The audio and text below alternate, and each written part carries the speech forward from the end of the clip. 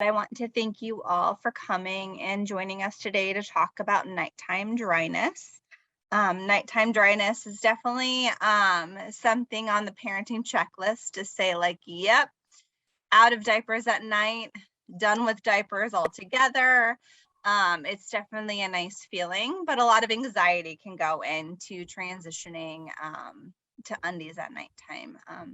I completely understand that. So that is what we're going to talk about today. My name is Lauren. I am the Family Support Specialist with Child Care Answers. So in my role as a Family Support Specialist, I help connect families with childcare. I provide one-on-one parenting support, and then I do workshops like this. All of our services are free and accessible to you as the parent.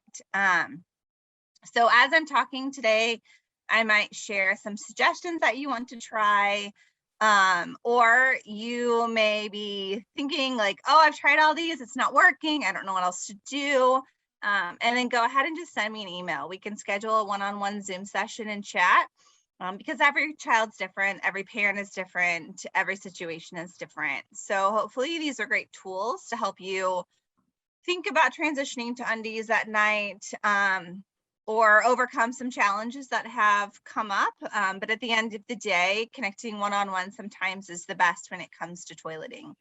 I am also a mom of two. I have an 8-year-old and an almost 4-year-old. She'll be 4 in just a few weeks.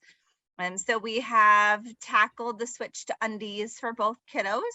And I will share some of our experiences transitioning with both of those as I chat with you today.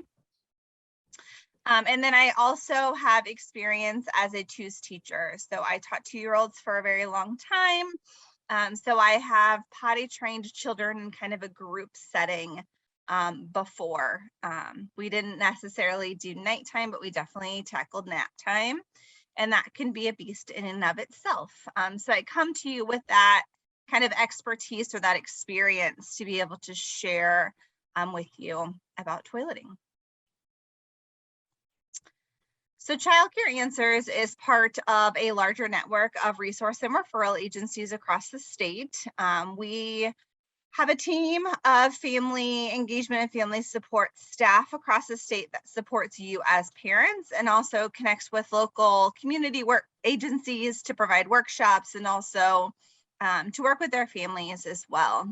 So if you're not a parent and you're joining us today from a community agency, know that we are accessible to you. So Child Care Answers is housed in Central Indy. So we cover Marion, Hendricks, and Hamilton counties.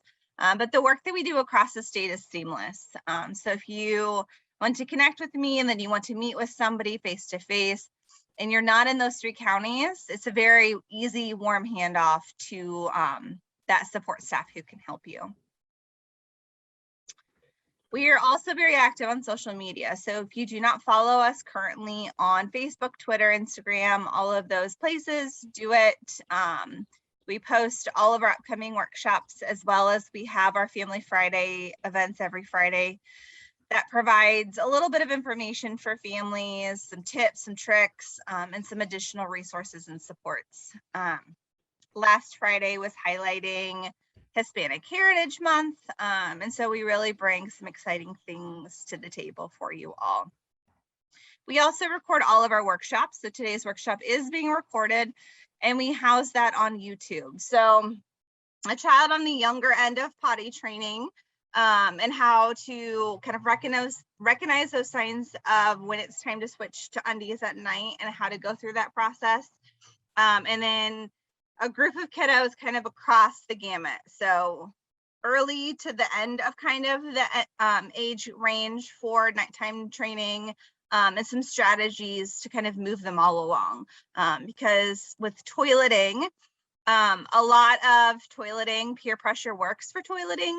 And so when we have 3 kiddos doing it together, that can actually work in our benefit. So it's kind of almost nicer to have all 3 working on the same skill at the same time, which is why toileting tends to go quicker in childcare because there's a group doing it together. And when it comes to toileting and staying dry, again, peer pressure works. So when we think about toileting and we think about what's typical, I think it's important to note that it doesn't just rely on their physical readiness or their age, but really their behavior, their temperament, their environment, and then how all of those caregivers are working together to support toileting. So there's no magic number when it comes to switching to undies during the day or transitioning at night, but it really hinges on kind of all of these pieces combined. And oftentimes there is this window of opportunity when it comes to toileting. And every child is going to hit that window of opportunity at just slightly different times. And toileting is really a process. It is a process that develops over time and it takes time to master. So in order for a child to be truly successful at toileting, they need to be able to feel the sense to go. They need to be able to stop, get to the bathroom, pull down their pants, go to the bathroom, and then wait to eliminate. And that skill in and of itself is a challenge during the day. When they're playing, they're engaged, they're doing other things, they have more of an awareness of what they need to do. And that's still really difficult. So that is why accidents happen frequently. That's why it takes a little bit of time. That's why it's not just relying on age, but really those behavioral and physical skills also, is because there's so much involved in toileting. So then you think about that from the lens of nighttime. They have to recognize the need to go. They have to get up out of their bed. They have to get to the bathroom, pull down their pants, get on the toilet and eliminate. They have to wake themselves up from sleep in order to get out of bed and do all of that. And that is why nighttime accidents are more common, because that is much harder. And for a child who sleeps very deeply, that can be almost impossible until they reach a certain kind of awareness level.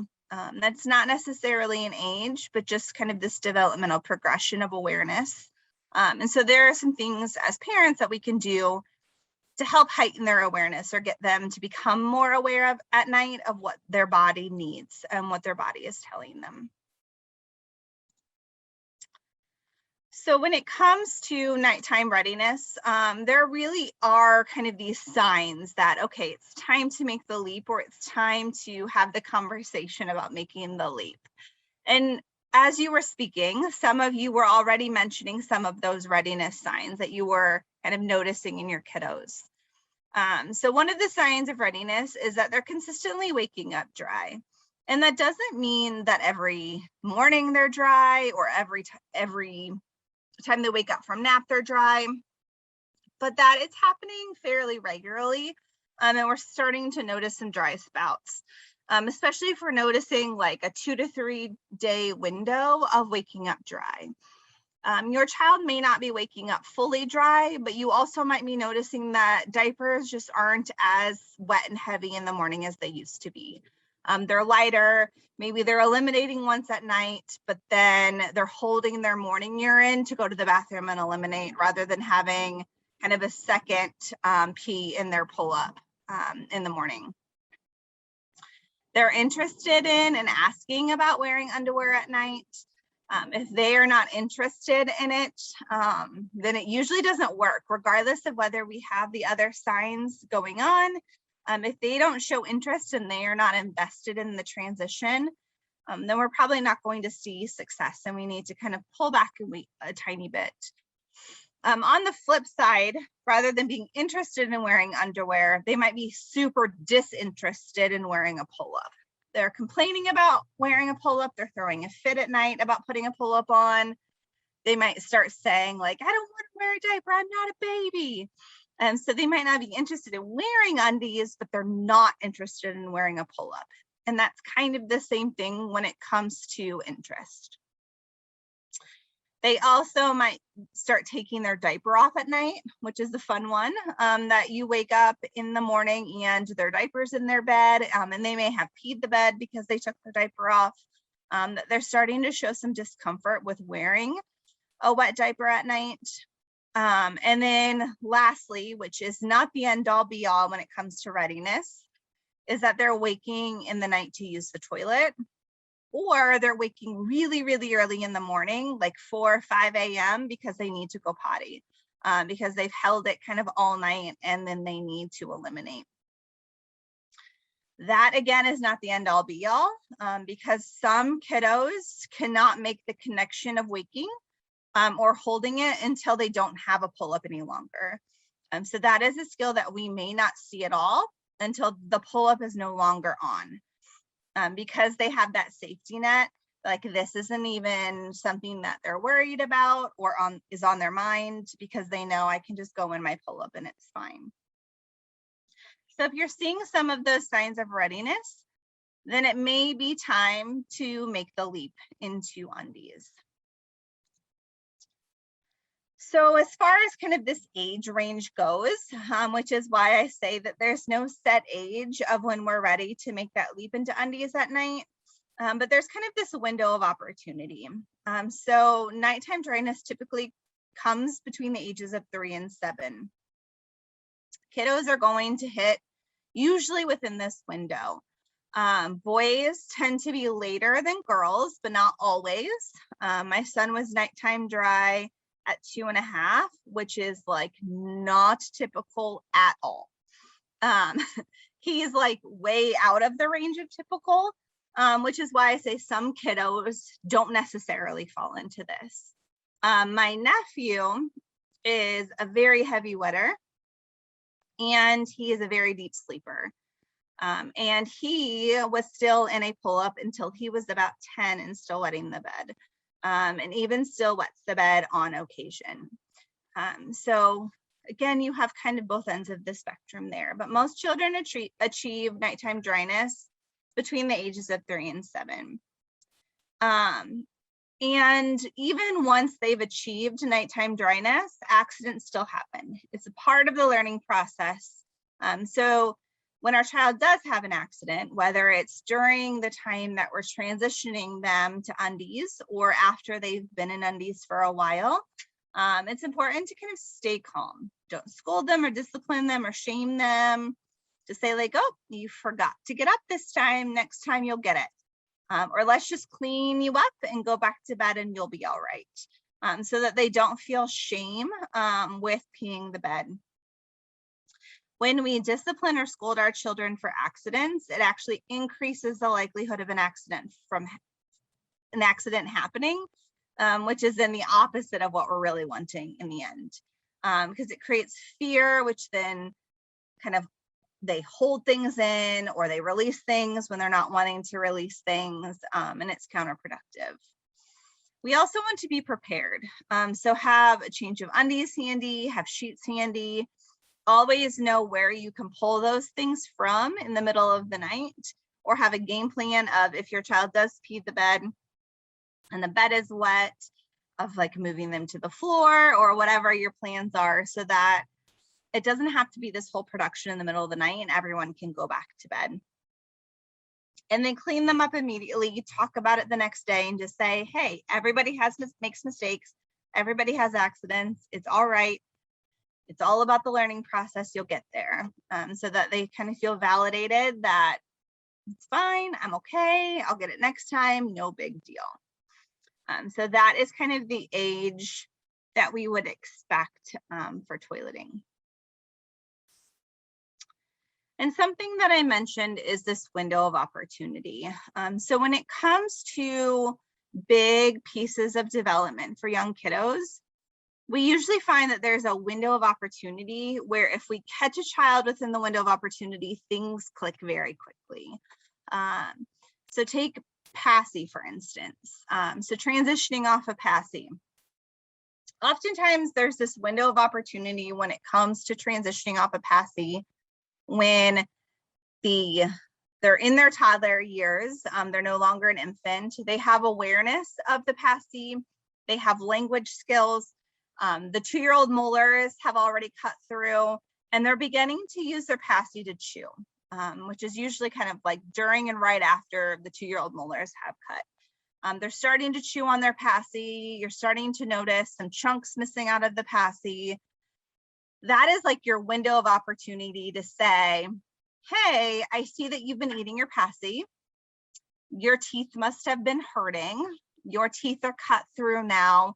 I think it's time to be all done with the passy and transition off the passy. And when that happens, it's usually very quickly. It takes a couple of days. We move on and we're fine. They have the social emotional skills to begin to regulate some of their feelings and emotions on their own without needing a pacifier or a comfort tool to self-regulate, where at 18 months, they don't have that capacity yet. They also have the language to express their needs at that point. Taking it away too early can lead to temper tantrums and biting. And then taking it away too late can make that transition very difficult. My son, we took his passy away around 2.5. My goal was 3, but he was eating chunks out of it. So I told him, this is your last passy. Once you've eaten this whole passy, we're done with passies. And he was fine.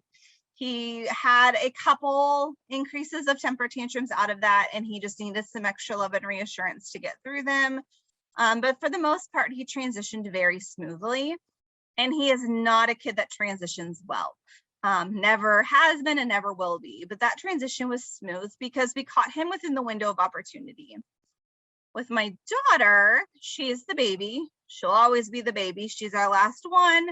I was in no rush. I didn't really care. I definitely missed more than one window of opportunity. She is now nearing her 4th birthday.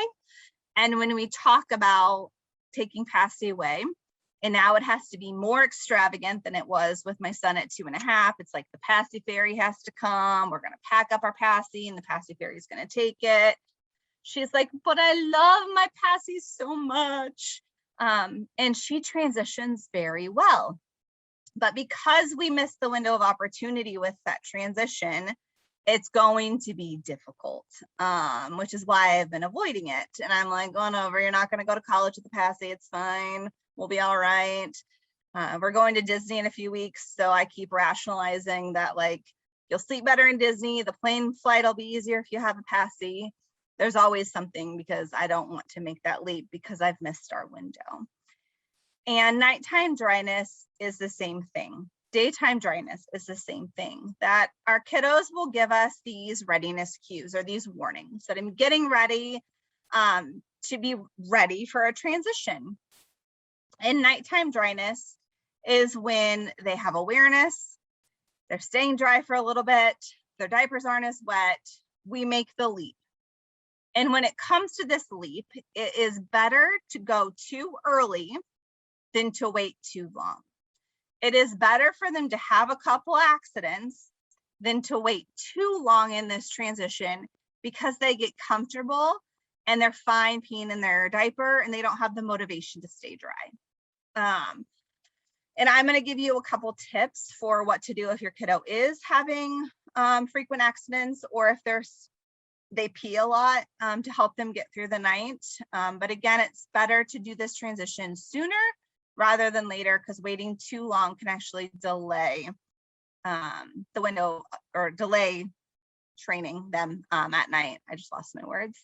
And one of the reasons that my nephew is still wetting the bed at 10, along with his other, sleeping soundly, being male, all of those types of things, is that at his window of opportunity, he broke his femur, and that delayed him being able to go, which then they missed the window of opportunity. So then he got very comfortable and didn't really care.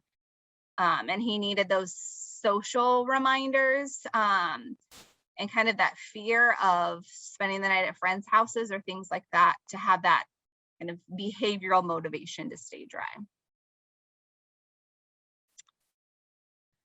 So before you begin the leap into undies, you want to first have conversations with your kiddo. Talk to them about what they need to do. Let them know that it is okay for you to get out of bed, because that may have been an expectation that we set when we transitioned to a big girl bed or a big boy bed, is that you can't get out of your bed, you need to stay in your room.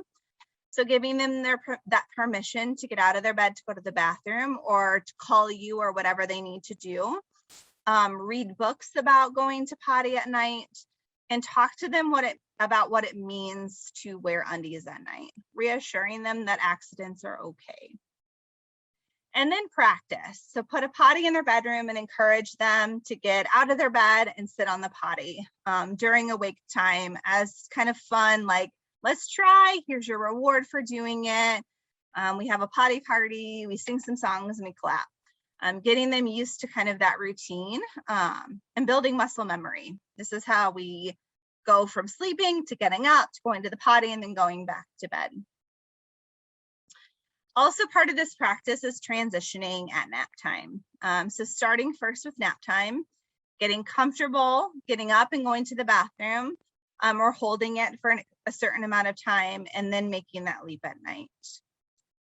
Another thing you want to do before you begin is collecting all of the materials that you need. So getting a waterproof sheet, putting a nightlight in their room, putting a potty in their room if that's what you're going to do, or leaving their door ajar so they can get up and go to the bathroom, having extra jammies handy, extra sheets handy, whatever it may be.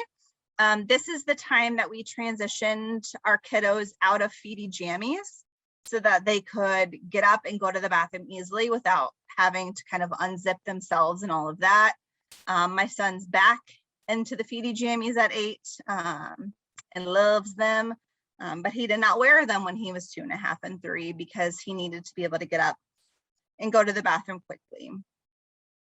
And then make sure that you use clothing that's, again, easy for them to go in. So my daughter, we put her in just undies and a shirt or a nightgown so that she has the fewest layers possible to have to pull down in order to go to the bathroom. And then start with a trial period. So start and transition either at nap time, or if you've already mastered nap time, make the leap at night, give it a week, and then reevaluate. See how things are going. If your child is having an accident every single night or multiple times a night, then we may not be ready yet. But if they've had 1 or 2 and things are going well, then reevaluate and say, like, yes, you're killing it, you're doing it. Or evaluate things and say, like, hey, I think my child needs a little bit more of an incentive to stay dry. So let's start a sticker chart, or let's do X, Y, and Z to help them be successful. Let's limit fluids before bed, or have them wake up a little bit early because they're always having an accident early in the morning, whatever it may be. There may just be some slight shifts to your schedule that need to happen during this trial period. And then my biggest tip, and this is something that worked really well with my family, really well with my nieces and nephews, is trying Dream Peas. My son only needed Dream Peas for about 6 months. My daughter still Dream Peas every night because she has always been a heavy wetter.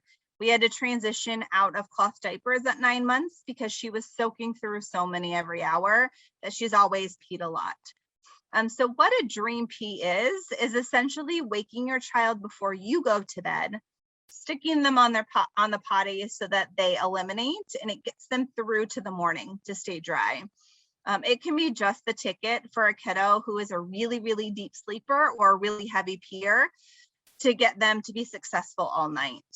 Especially if you're noticing your kiddo is waking super early because they need to go to the bathroom, that this can also give you the sanity for them to sleep longer than 5 a.m. Most kiddos have no idea that they were awake in the middle of the night. They're usually half asleep when this happens. We kind of pat my daughter, tell her, like, hey, it's time to go potty. She rolls around. Sometimes she complains a little bit. And then we pick her up, we pull down her pants, we stick her on the potty. I give her some tissue, she wipes, and then she usually walks herself back to bed and then climbs in, and then I help her get all the way back into bed because she's usually like half asleep, dangling off of the bed. And that helps her be successful. And since doing Dream Peas, she has only had 2 nighttime accidents in a year. If we didn't do Dream Peas, she would probably pee the bed a lot more often. Because she drinks a lot and she's always been a heavy wetter. So that is kind of my #1 tool to help a child be successful to then achieve full nighttime dryness. And this gets them out of a diaper and teaches them how to eliminate at night.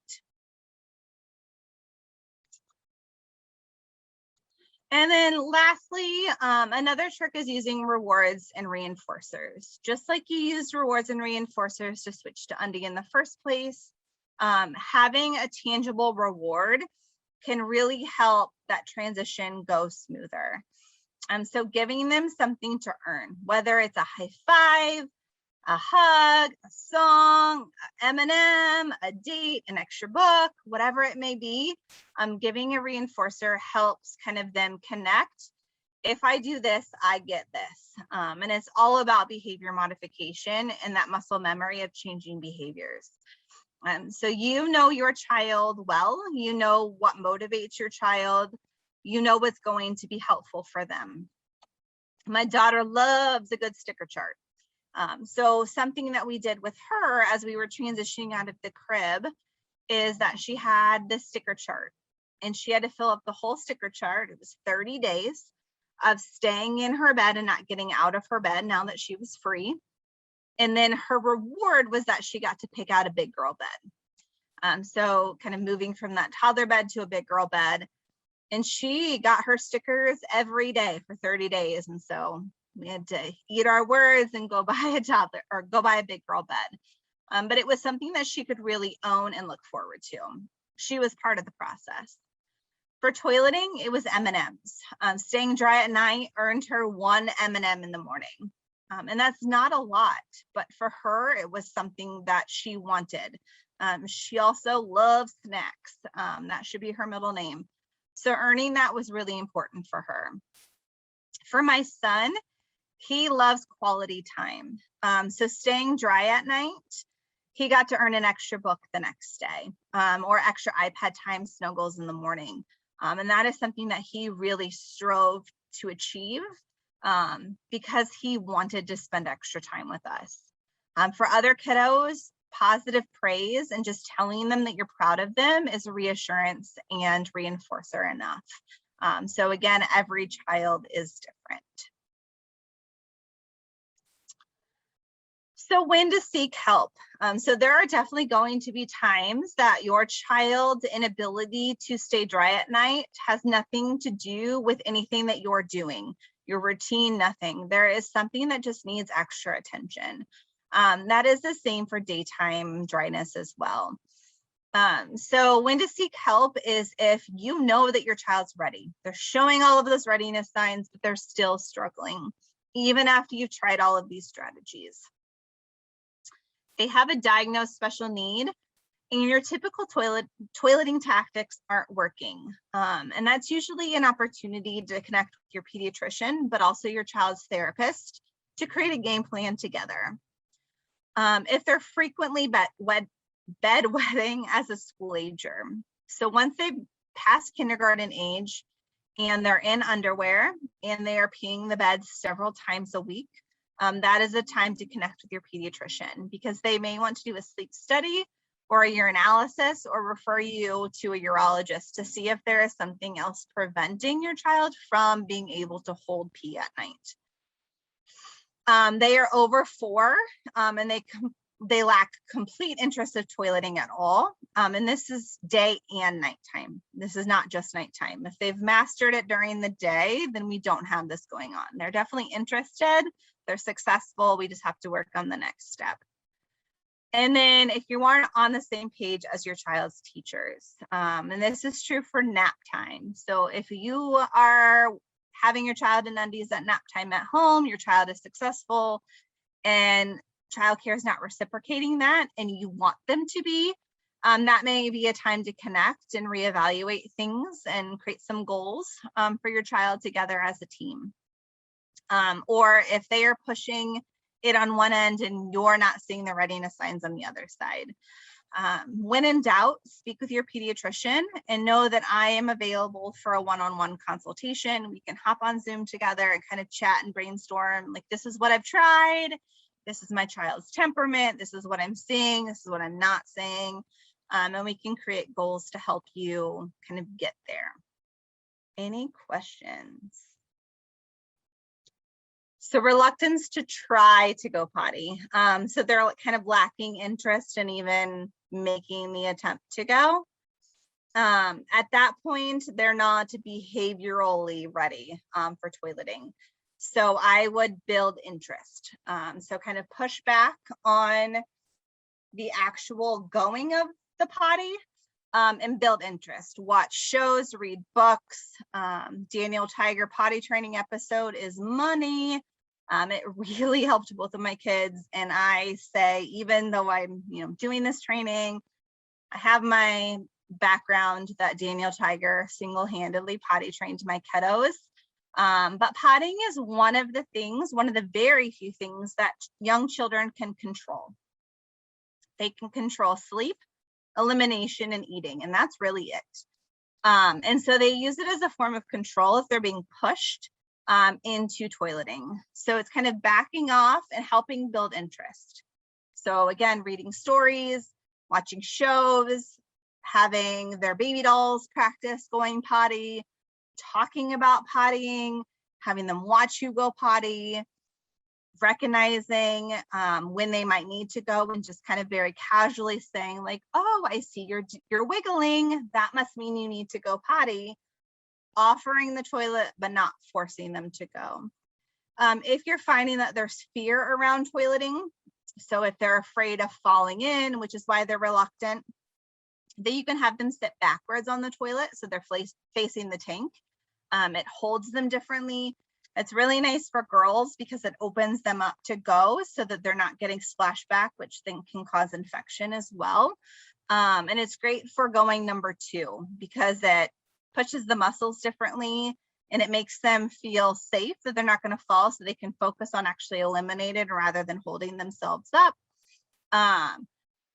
Or you can practice flushing or turning the light off or whatever kind of those fears around the toileting might be, if that's why they're refusing or there's reluctance to try.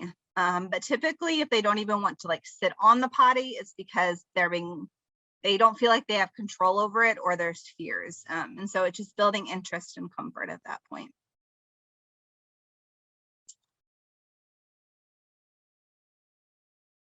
Yeah, control, like they lack control. So give her control over anything that you can possibly give her control over. Like, you want to wear the princess undies or the polka dot undies? Do you want to read a story before we brush teeth or after? I call it control within a set of limits. Like at the end of the day, she's putting on undies and we're reading a book before bed, but the order in which we do them, you can choose that. Do you want to eat your mac and cheese with a spoon or a fork? Do you want the blue cup or the yellow cup? So that she feels control over her environment and in her day-to-day, so that she doesn't have to seek areas to control. And then sitting backwards is a trick that is not well known, that my mom taught me. That is a very, very handy trick. All right. Well, thank you guys so much. I'll let you get back to your days. I really appreciate you taking some time to join me and to chat about toileting. You've got this. I believe in you. You can do it. And if you ever need anything, even if it's just reassurance that you're doing all of the right things, let me know and I'm here for you.